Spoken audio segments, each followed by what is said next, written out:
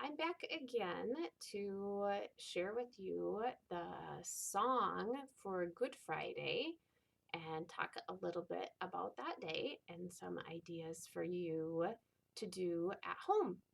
So, our psalm for or song for Good Friday is Psalm 88.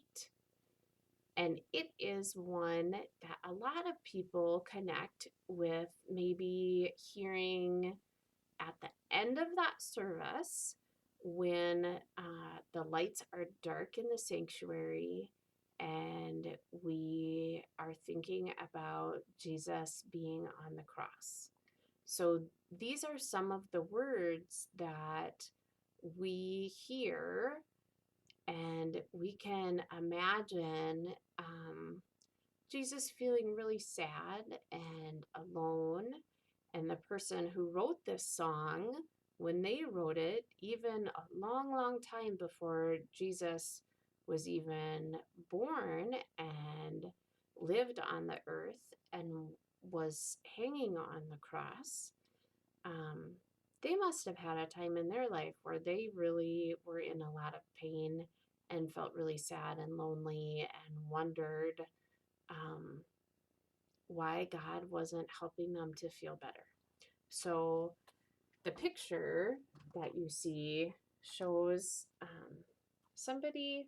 Ooh, ooh, let me figure out how to hold it better. This way. Let's do it this way. Okay.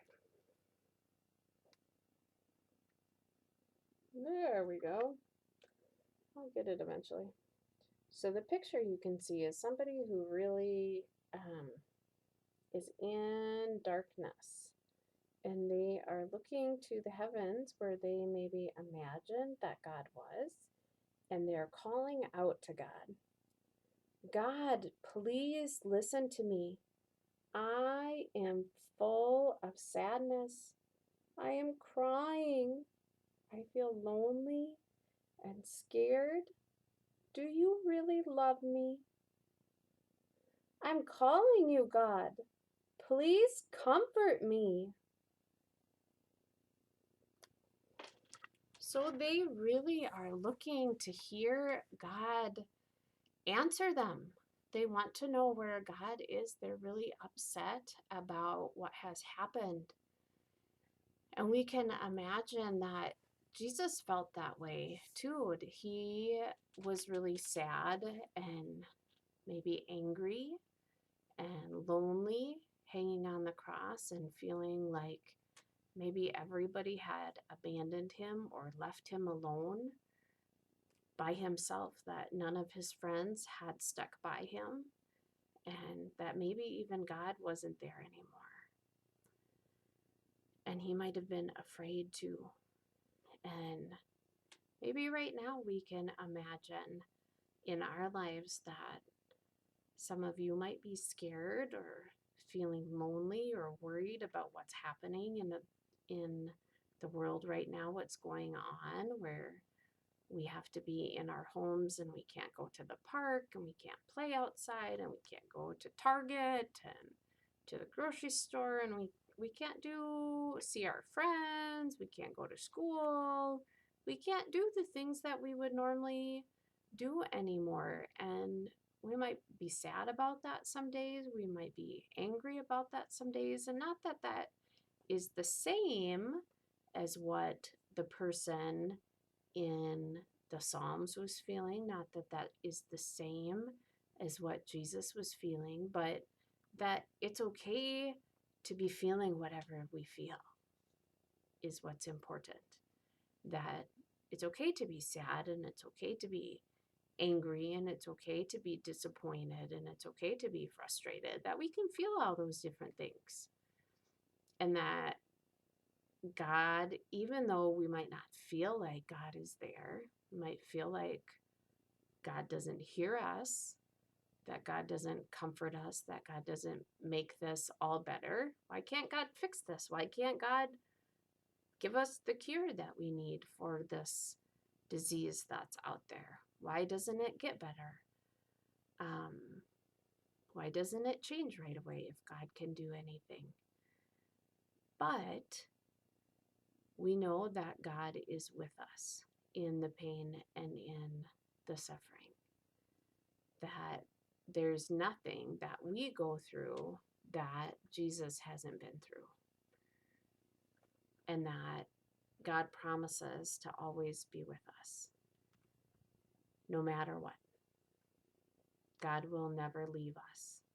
And the Bible says in Romans that there is nothing, not even death, that can separate us from the love of God in Jesus Christ. So, one of the things that we can do to remind ourselves of that is that we can remember the cross, and we can remember that the cross stands for love. So we can make the sign of the cross on our foreheads. We can make the sign of the cross on our hearts to remember that it is a gift of love. We can look around us, outside even. We do something called taking crosswalks, where you can go outside and you can look around and see if there's any tree branches that maybe cross each other and make the shape of a cross. Or you can look and see if there's cracks in the sidewalk that connect with each other and make a cross. Or you could look and see if there's some fence posts that connect to each other and make a cross. There's all kinds of different things you could look for to see if there are things out in nature or other shapes that could make crosses, and see how many different kinds of crosses you could see. Or you could try making crosses out of different materials that you have in your houses to remind yourself. Some people have been doing that with the hearts. If you guys have seen those pictures of the hearts on the windows in people's houses, or some people have been doing that with sidewalk chalk outside. So those would be ways that you could do that. And then maybe you could try to change your cross shape into a bigger picture for Easter, as we think about how the cross becomes a sign not just of how Jesus died, but a sign of how Jesus brings new life to us on Easter. That Jesus doesn't just die on the cross and that's the end of the story, but there's more to the story that's coming for us. There's more to the story that's going to be told to us on Easter morning, and it's going to be exciting. And we're going to have to wait to hear more about that, okay? We'll see you guys later.